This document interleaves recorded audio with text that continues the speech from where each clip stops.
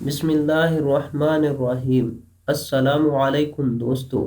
یہ قصہ 415 ہجری کا ہے، جب سلطان محمود غزنوی کو اس کے قابل اعتماد دوستوں نے کہا کہ ہندوستان کے لوگوں کا عقیدہ ہے کہ موت کے بعد انسان کی روح جسم سے جدا ہو کر سومنات کی خدمت میں حاضر ہو جاتی ہے، اور سومنات ہر روح کو اس کے اعمال اور کردار کی بنا پر اس کا نیا جسم عطا کرتا ہے۔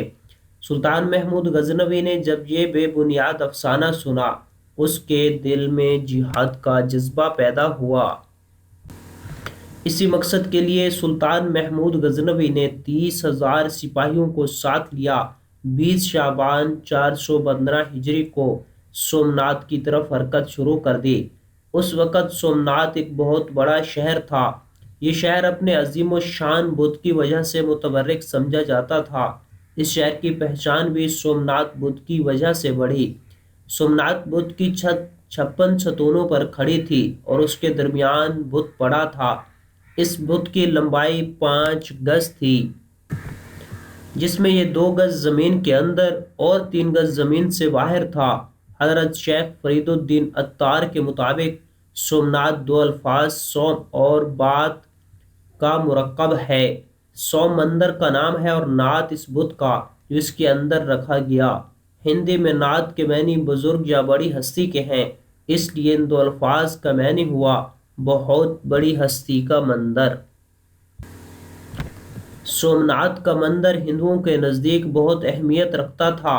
جب کبھی سورج گرہن یا چاند گرہن لگتا تو یہاں تقریباً 2 لاکھ آدمی جمع ہوتے۔ ہندوستان کے راجہ وقتاً فوقتاً اس مندر کے اخراجات کے لیے مختلف قصبے اور گاؤں اس کے نام کرتا۔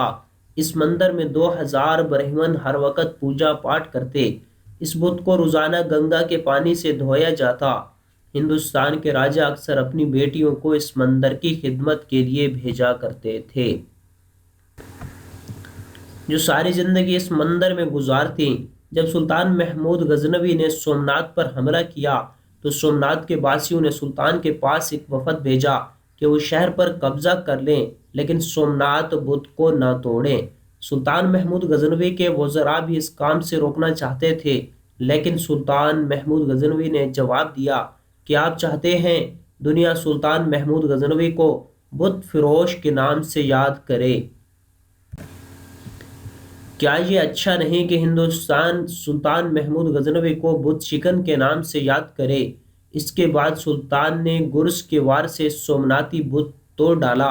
اس بت کے 4 ٹکڑے کر کے ایک ٹکڑا غزنی کی جامع مسجد کے دروازے پر نشان عبرت کے لیے رکھ دیا، دوسرا ٹکڑا محل کے صحن میں رکھ دیا، 2 ٹکڑے مکہ اور مدینہ بھیج دیے تاکہ لوگوں کو پتہ چل سکے سلطان محمود غزنوی بت فروش نہیں، بت شکن ہے۔